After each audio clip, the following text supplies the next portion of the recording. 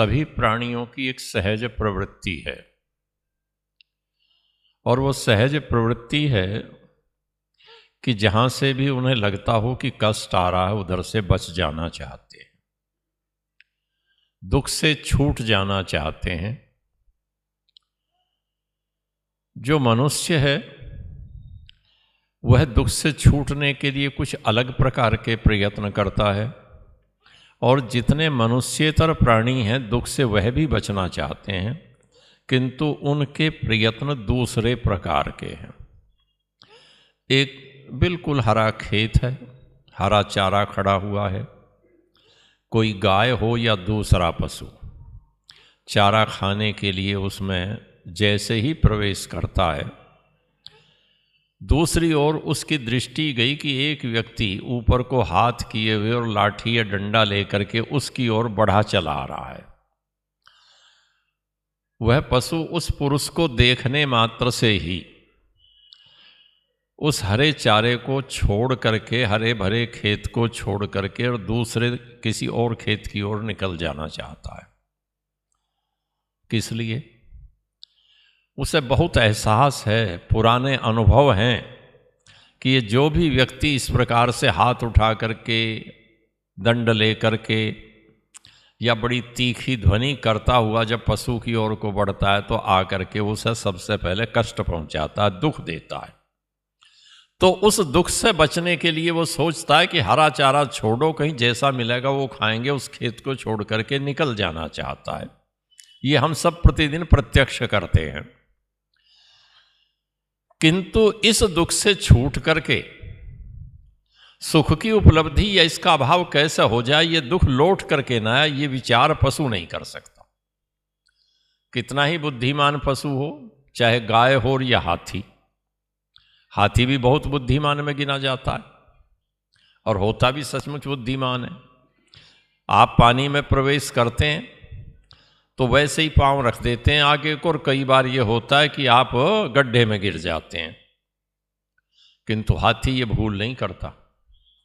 एक पांव को रख करके धीरे टटोल के और उस एक पांव पर पूरा शरीर का भार डाल करके देखता है कि ये बोझ सहेगी मिट्टी या नहीं सहेगी, और यदि लगता है कि ये भूमि यहाँ हल्की है, पोली कुछ है या खिसकने वाली है, तो पीछे हट जाता है।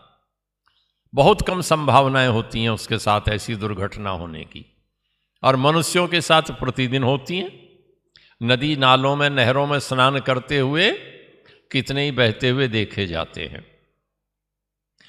किंतु जो दुख है, उस दुख को हमेशा हमेशा के लिए मैं कैसे छोड़ दूं, उस दुख से छुटकारा किस प्रकार हो जाए और दुख छूट करके उसके स्थान पर सुख की उपलब्धि हो जाए। देखिए, एक तो रहना ही है, दुख रहे या सुख रहे, बिल्कुल शून्य में तो आप रह नहीं सकते। या तो सुख रहेगा या दुख रहेगा। क्यों रहेगा? क्योंकि आपके पास जो ये इंद्रियां हैं, ये क्या हैं? कभी इनकी अनुकूलता होगी, कभी प्रतिकूलता होगी। जो इनकी प्रतिकूलता है वो दुख है।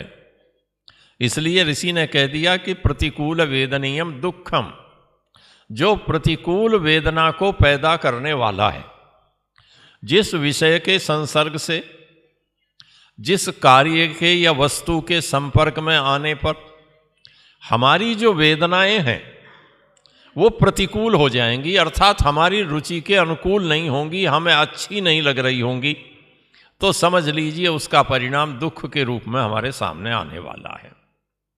और यदि वो वेदनाएं हमारे अनुकूल हो जाए, वही उदाहरण को समझें।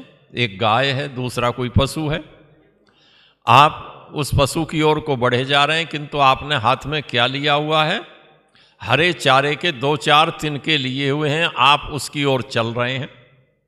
तो वह पशु उस हरे चारे को आपके हाथ में देख करके, भले ही आपने हाथ खूब लंबा उठाया हो, किंतु उस छोटे से थोड़े से हरे चारे के तिनकों को देख करके वो वहां से परांगमुख नहीं होता, भागता नहीं, अपितु आपकी ओर को बढ़ता है। और उसका जो व्यवहार है, कहीं ना कहीं ऐसा लगता है कि वो आपके अनुकूल है और उसे आप अपने अनुकूल प्रतीत होते हैं।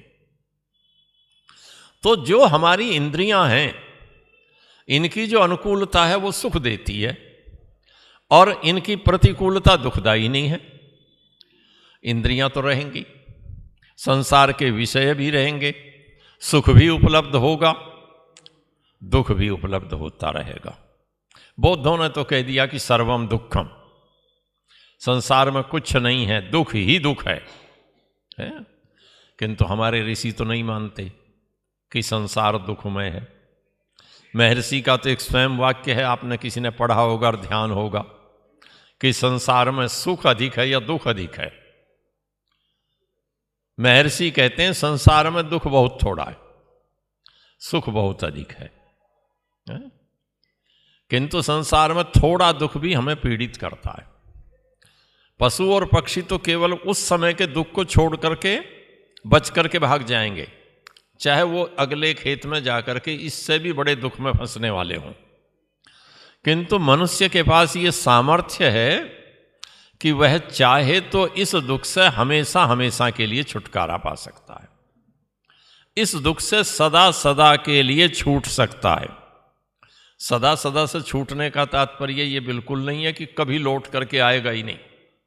1000 साल, 2000 साल, 10,000 साल, लाख साल, 2 लाख साल, ज़्यादा से ज़्यादा आप मुक्त भी हो गए तो ऋषि दयानंद के अनुसार तो मुक्ति से भी लौट करके आना पड़ेगा। दूसरे बहुत सारे दार्शनिक और धार्मिक लोग तो ये मानते हैं कि एक बार मुक्ति हो गई तो हो गई, फिर लौट करके इस संसार में नहीं पड़ना, फिर किसी दुख को देखना ही नहीं है। किंतु ऋषि दयानंद मानते हैं कि ये संभव नहीं है, ये युक्ति की दृष्टि से भी उचित नहीं है, और ऋषि मानते हैं कि कोई शास्त्र का प्रमाण भी नहीं है। हालांकि जो उपनिषदों के वाक्य दूसरे आचार्य देते हैं, ऋषि दयानंद उनकी जो व्याख्या करते हैं वो बिल्कुल भिन्न व्याख्या है। तो ये जो दुख है, इस दुख से छूटना है तो ये समझना जरूरी है कि दुख है क्या और दुख कितने प्रकार का है। यदि ये बोध हो जाए कि ये दुख इतने हैं और इस प्रकार का दुख है, हम दुख को समझ लें तो छूटना उससे आसान हो सकता है। उसकी पहचान होना जरूरी है। पुरुषार्थ की बात आप सुन रहे थे कि पुरुषार्थ क्या है। कपिल मुनि ने बड़ा स्पष्ट कहा, अथ त्रिविध दुख अत्यंत निवृत्ति रत्यंत पुरुषार्थ है। पुरुषार्थ क्या है? वो कहते हैं कि पुरुषार्थ, ये जो अर्थ शब्द है, अर्थ शब्द का आजकल तो एक ही अर्थ हम जानते हैं, और वो क्या है कि वो कुछ कागज के टुकड़ों को गिनना, इधर से उधर, उधर से इधर रखना, यही तो अर्थ है? किसी बच्चे से पूछ लेंगे, वो कुछ और अर्थ भी बता सकता है कि हाँ इस शब्द का यह अर्थ है, इसका तात्पर्य, इसका भाव यह है। किसी और से पूछ लेंगे, भूगोल वाले से, तो अर्थ का कोई और अभिप्राय भी बता देगा कि अर्थ ये पृथ्वी है। किंतु शास्त्रकार की दृष्टि में अर्थ का अभिप्राय है प्रयोजन। अर्थ का अभिप्राय है प्रयोजन।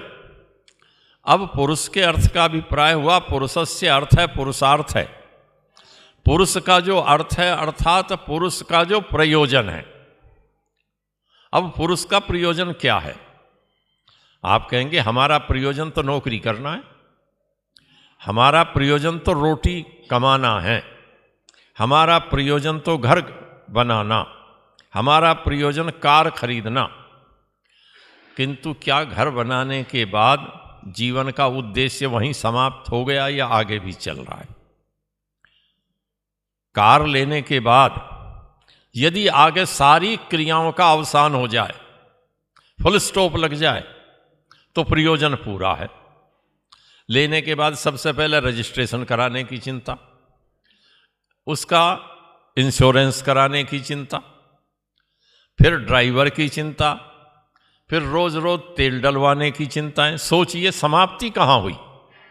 फिर तो सारी भागदौड़ जो खरीदने के लिए थी, वो खरीदने की क्रिया तो पूरी हुई, किंतु दूसरी 10 क्रियाओं में बट गई।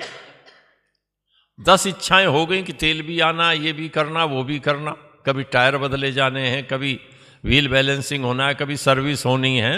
ये सारे काम चलते रहे तो प्रयोजन तो पूर्ण नहीं हुआ। प्रयोजन का एक अंश पूर्ण हुआ कि बस वाहन आपको प्राप्त हो गया, मकान बन गया। 20 साल के बाद मरम्मत मांगने लगेगा, 10 साल में भी मरम्मत मांग सकता है। आवास विकास से बना हुआ ले लिया तो, किसी बिल्डर से ले लिया, हो सकता है 5 साल में ही मरम्मत मांगने लग जाए। तो प्रयोजन तो पूर्ण नहीं हुआ। प्रयोजन तो वो है, अर्थ तो वो है जहां जाकर के क्रियाओं को अवसान मिल जाए, जहां जाकर के उनको विराम मिल जाए।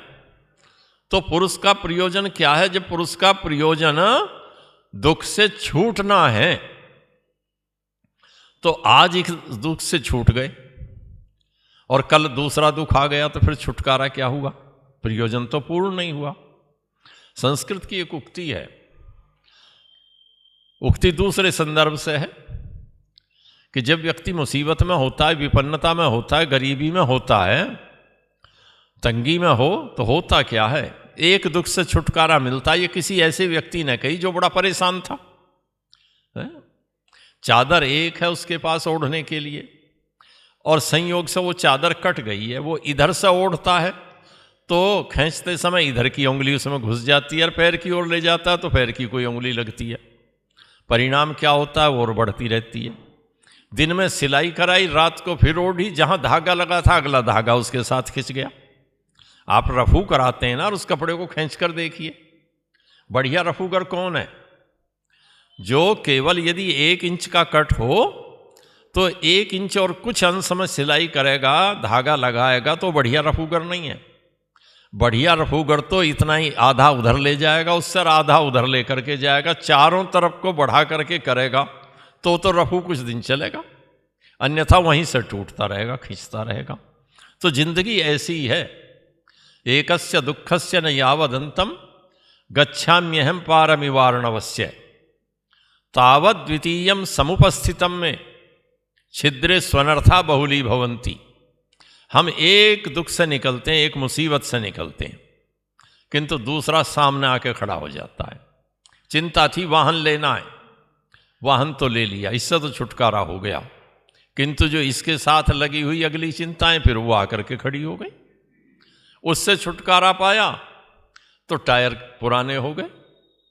हर स्थिति वही है, मकान की स्थिति वही है। घर के बढ़िया से एक जरूरत थी, सोफा हो जाए घर में बैठने के लिए, सोफा तो आ गया। 5-7 साल के बाद 2-4 जो बच्चे थे उन्होंने 2-1 साल में कूद कूद करके बढ़िया उनके लिए जंप करने की जगह बनी, तो उन्होंने क्या बना दिया? उसका सारी स्प्रिंग उन्होंने बैठा दी। फिर स्प्रिंग ठीक कराओ, स्प्रिंग ठीक कराएंगे तो कपड़ा भी बदला जाएगा, कपड़ा बदला जाएगा, वो खोलेगा तो कोई कील कांठी निकल गई होंगी। तो एक दुख से छुटकारा पाना और दूसरे में फंसते जाना, बस ये संसार का प्रवाह है। किंतु ऋषि कहते हैं कि ये मनुष्य जीवन का प्रयोजन एक दुख से छूटकर दूसरे दुख में फंस जाना नहीं है। उसके जीवन का प्रयोजन, उसके जीवन का उद्देश्य तो यह है जो दुख की परंपरा है। एक दुख से दूसरा, दूसरे से तीसरा, जो चैन बनी हुई है, जो कड़ियां पड़ी हुई हैं, उसके अंतिम किनारे को पार कर जाना। जो दुखों की श्रृंखला है, उस श्रृंखला को पार कर जाना उसके जीवन का उद्देश्य है, उसके जीवन का प्रयोजन है। और वो दुख क्या है? वो कहते हैं कि देखो 3 प्रकार के दुख हैं। एक दुख कौन से हैं? आधि दैविक हैं। दूसरे प्रकार के दुख आधि भौतिक हैं, और तीसरे प्रकार के दुख आध्यात्मिक हैं। अब पहले हम शरीर की बात कर लें, आध्यात्मिक दुखों की बात करें। संसार के अंदर कौन ऐसा व्यक्ति है जो देह धारण तो किए हो, कोई भी जीवात्मा, चाहे वो कितना ही विद्वान हो और कितना ही अनपढ़ हो, बड़े से बड़ा बुद्धिमान हो और परले दर्जे का मूर्ख हो, निपट मूर्ख, कौन ऐसा है जिसको शारीरिक व्याधियां नहीं आती, जिसको आधियां नहीं आती? कोई संसार में व्यक्ति आपको मिलेगा नहीं। बहुत सावधानी से अपनी जीवन यात्रा को आप चला रहे हों तो तब भी कुछ कष्ट तो शरीर के साथ लगे ही रहेंगे।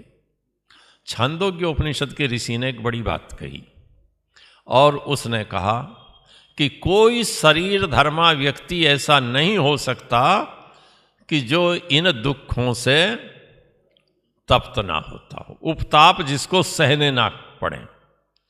अर्थात शरीर में रहते हुए जीवात्मा को शरीर के साथ लगे हुए दुखों से तो पार पाने का उपाय करना ही पड़ेगा। दुख तो उसको घेरते ही रहेंगे। ये ऐसी स्थिति है, दांत खराब हुआ, डेंटिस्ट के पास गए, दांत बढ़िया बनवा लिया। आँख खराब हुई तो चश्मा बनवा के लाए, इससे छुटकारा नहीं मिला था, फिर कान खराब हो गए। इन सब से कुछ थोड़े से ठीक ठाक से हुए तो ये घुटने कहने लगे कि चलो अब घुटना ठीक करा के लाए, तो फिर फिजियोथेरेपिस्ट को ढूंढ रहे हैं कि तू फिजियोथेरेपी कर दे। तो चलते चलते कुछ ना कुछ समस्याएं इस शरीर के साथ बनी रहेंगी, किसी को कम होंगी और किसी को अधिक होंगी। जो अपने जीवन को जितना मर्यादित कर लेगा, अपने जीवन को जितना व्यवस्थित बना ले, जो लाइफ स्टाइल है उसको थोड़ी सी बदला करके और अनुकूलता और प्रतिकूलता का ध्यान करते हुए इसको सीमित बना ले, मर्यादित कर ले, तो थोड़े से कम कष्ट आएंगे। बस इतनी सी बात होनी है। तो शारीरिक कष्ट तो लगे रहेंगे। तो इसलिए उसके लिए अपने जीवनचर्या को बदलना, उन दुखों से छुटकारा पाने का एक रास्ता है। उचित आहार व्यवहार करना, सम्यक प्रकार का भोजन करना, हितकारक भोजन करना, जो अपने अनुकूल है प्रकृति के वो करना, और जो अपने अनुकूल नहीं है, अब शरीर तो पित्त प्रधान बना हुआ है, माता पिता के संयोग से मिला, तो नैसर्गिक रूप से पित्त प्रधान शरीर मिल गया। अब आप सारी वो चीजें खा रहे हैं जो पित्त को बढ़ाती हैं, तो आपको एसिडिटी तो होनी है, कोई नहीं रोक सकता। हाँ, शरीर आपका वात प्रधान था, तब आप पित्त की चीज खा रहे हैं तो किसी हद तक चलेंगी। और शरीर वात प्रधान है तो वात प्रधान चीजें आप खाएंगे तो कष्ट बढ़ना है, कम नहीं हो सकता। तो जो जीवनचर्या है, उस जीवनचर्या के माध्यम से अपने शरीर को ये देखते हुए कि मेरा वात प्रधान है, मेरा पित्त प्रधान है, मेरा कफ प्रधान है, हर व्यक्ति पता लगा सकता है, खा करके सब जानते हैं कौन सी चीज मेरे अनुकूल रही और कौन सी प्रतिकूल रही। तो शारीरिक दुखों से छुटकारा पाने का उचित माध्यम जीवनचर्या को व्यवस्थित कर लेना है। इन शारीरिक दुखों के साथ साथ कुछ ऐसे दुख हैं जिन्हें हम चाहते तो नहीं, किंतु शरीर में रहते हुए वो दुख बिना चाहे हमारे पास आते रहते हैं, जो आधिदैविक दुख हैं। अब आधिदैविक दुख क्या है? तेज हवाएं चलेंगी, आंधियां आएंगी। कभी पेड़ के नीचे खड़े हो गए थे कि बरसात से बचेंगे, तेज आंधी से बचेंगे, पेड़ की टहनी टूट करके ऊपर गिर जाएगी। ये सारे के सारे, या तेज वर्षा में फंस गए, कई बार व्यक्ति ओलावृष्टि में फंस गया, बड़े बड़े ओले पड़े तो बीमार हो गया या चोट लग गई, घायल हुआ। चले जा रहे थे, पहाड़ की चट्टान एक गिरी और कार के बोनेट पर गिर गई, कार बेकाबू हुई, खाई में चली गई। ये जो आधिदैविक दुख हैं, इन आधिदैविक दुखों से छुटकारा भी बड़ा सरल नहीं है इस संसार में रहते हुए। इसके लिए भी कहीं ना कहीं व्यक्ति को सचेष्ट होकर के जीवन यात्रा चलानी है। जैसे सड़क पर चलते हुए बड़ी सावधानी से चलना है, ऐसे ही अपने संपूर्ण जीवन को कहीं ना कहीं इस दृष्टि से संभल करके चलना, मेरी आधि दैविक दुखों से भी मुझे कुछ राहत मिल जाए। आधि भौतिक दुख, मच्छर बढ़े हुए हैं, मक्खी बढ़ी हुई हैं, कहीं दूसरे प्रकार के कृमि कीट पतंग है, कहीं सांप बहुत अधिक हैं, या कहीं तेंदुआ बार बार आ जाता है।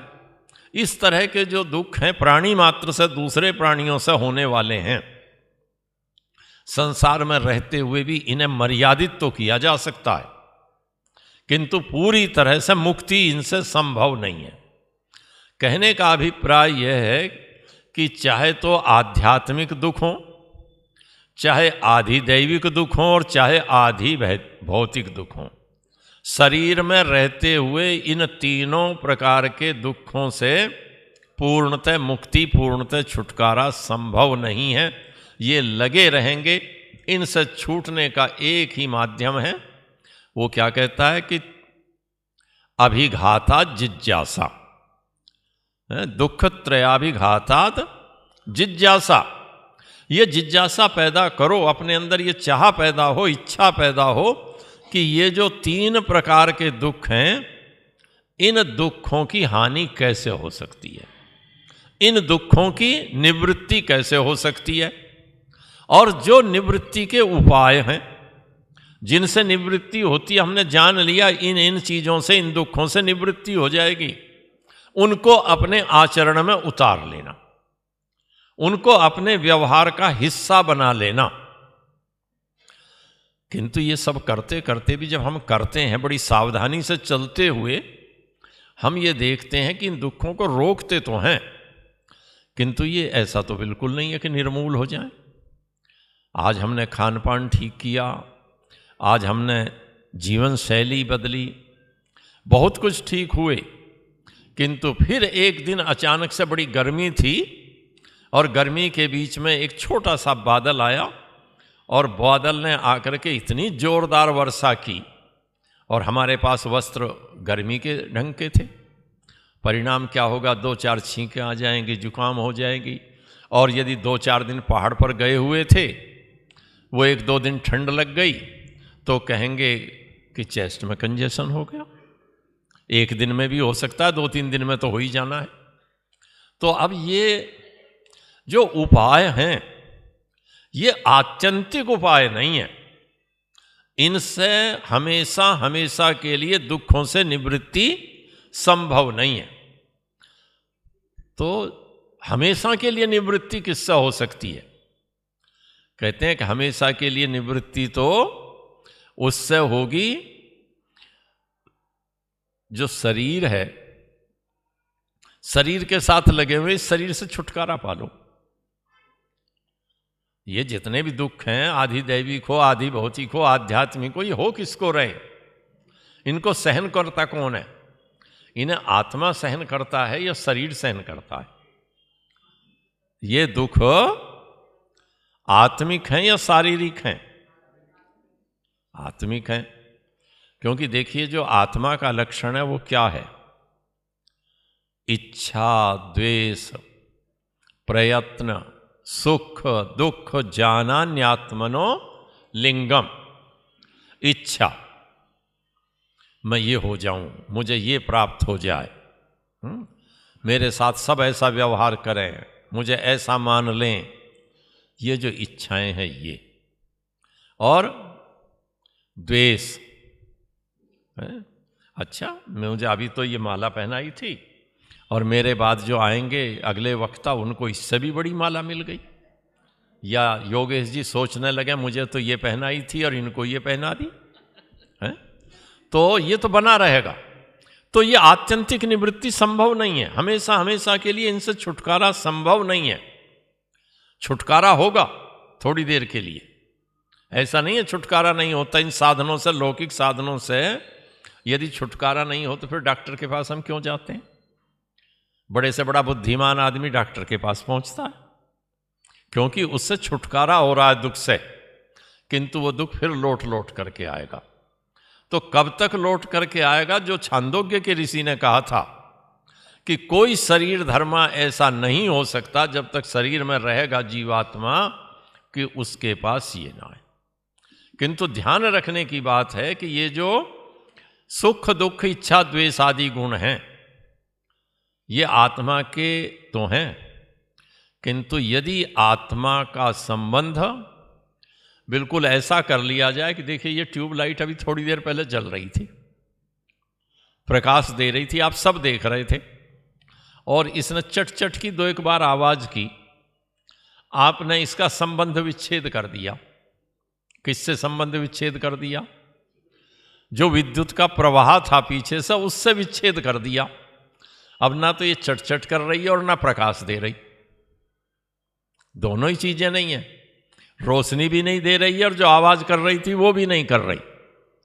केवल कितने मात्र से एक बस ऊपर से नीचे, नीचे से ऊपर, जैसा भी स्विच लगा हुआ था ऑन ऑफ जिसे हम कह रहे हैं, वो कर दिया, एक दिशा बदल दी उसकी। ये कहिएगा दिशा बदली गई, ऑन से ऑफ की ओर हो गई, इतना ही तो हुआ है। बस वही स्थिति जीवन के संदर्भ में है।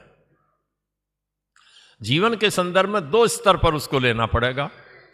एक तो समझने के स्तर पर, कुछ चीजें तो समझने के स्तर पर निवृत्त की जा सकती हैं, कुछ दुख हटाए जा सकते हैं। जैसे द्वेष से उत्पन्न होने वाला दुख है। अब द्वेष से उत्पन्न कौन सा दुख होता है हमारे शरीर में, सोच के देखिए। उच्च रक्तचाप, हाई ब्लड प्रेशर, टेंशन किससे हो रही है? द्वेष से हो रही है? या नहीं होती द्वेष से? देखिए, दो भाव हैं, एक तो स्थायी भाव और एक संवेग। थोड़ा सा यूं समझ लीजिएगा, संवेग तो रहेगा। मनुष्य शरीर में रहते हुए आपकी अनुकूलता हो और आपको अच्छा ना लगे, ये संभव नहीं है। प्रतिकूलता हो आपसे और आपको बुरा ना लगे, ये भी संभव नहीं है। ऋषि दयानंद जैसी स्थिति का व्यक्ति होना, उस स्थिति में पहुंचना, तो उसे हम दार्शनिक दृष्टि में कहें वो तो जीवन मुक्त अवस्था है। देह जरूर धारण किया हुआ है, किंतु संसार से संबंध कुछ नहीं है। वो जो जीवन मुक्ति की अवस्था है उसे तो छोड़ दीजिए, किंतु संसार में रहते हुए थोड़ा बहुत इनसे बचा जा सकता है, कम किया जा सकता है। तो उसी अनुपात में हमारे दुख कम होते चले जाएंगे। जो जो स्थायी भाव कहने का तात्पर्य यह है कि यूँ समझिए कि मैंने देखा कि अच्छा ये बढ़िया कुर्सी पर बैठे हैं रामपाल सिंह, तो इनको जो कुर्सी मिली है दोनों तरफ ठीक ठाक हत्ते लगे हुए हैं, और मैं जो पीछे लाइन में आकर के बैठा, इनके बाद वो कुर्सी थोड़ी सी उसके हाथ टूटे हुए हैं, खिसके हुए से दब रही है। अब मैं बैठा बैठा इसी बात से पीड़ित हूं कि ये कब कुर्सी से उठे और कब मैं इस कुर्सी पर पहुंचूं। इससे बचना संभव है, बचा जा सकता है। इतना भाव आ जाए कि ये पहले आए थे, पहले स्थान इन्होंने ग्रहण कर लिया, मैं क्योंकि देरी से आया तो मुझे तो ये खाली कुर्सी मिलनी थी, मुझे इस पर बैठना है तो मैं पहले आऊं। यदि ये सोच मैं पैदा कर लूं जिंदगी के हर सब विषय में, अब किसी का घर जन्म हुआ अंबानी के घर, मुकेश अंबानी के घर, और मैं या आपको इस बात को देख देख करके पीड़ित हो जाएं कि वो तो इतने बड़े मकान में रहता है, मेरे पास इतना ही बड़ा मकान होना चाहिए, कैसे संभव हो सकता है? तभी संभव था अंबानी के घर जन्म ले लिया होता। और बस चले तो ऐसा करो, मुकेश के नहीं हुए तो उसके लड़के के घर में जाकर जन्म ले लो, तब भी कुछ मिल ही जाएगा। कम से कम उसका आधा तो मिल ही जाएगा ना, दो लड़के हैं तो आधा तो मिलेगा हिस्से में, तो संभव है। ये बात मेरे और आपके हाथ में नहीं है, ये मेरे और आपके हाथ में नहीं है, बस में नहीं है। इसलिए जिन परिस्थितियों में ईश्वर की व्यवस्था से जन्म हुआ उसमें संतुष्ट होना, उसमें संतुष्ट होना, परिणाम क्या होगा? दूसरे के प्रति जो द्वेष की वृत्ति है, वो द्वेष की वृत्ति कुछ कम हो जाएगी, और कम हो जाएगी तो बहुत सारे शारीरिक रोगों में लाभ जल्दी हो जाएगा, ये मान लीजिएगा, या रोग की आक्रामकता कुछ कम हो जाएगी, तो दुख उस अंश में कम हो जाएगा